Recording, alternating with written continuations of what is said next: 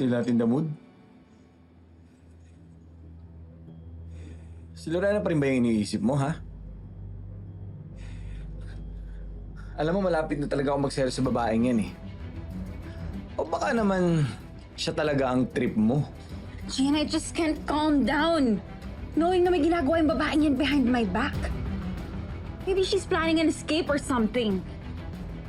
Alam mo, naguguluhan na ako sa'yo. Gigil na gigil kang idiin yung taong yun. Yet pinapatagal mo pa.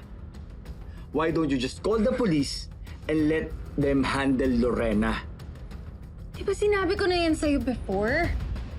I need her. Yun lang ba talaga? O baka naman may iba ka pang intensyon o motibo? Bakit ba feeling ko nagdududa ka sa akin? You're asking those questions as if I'm hiding something. Are you?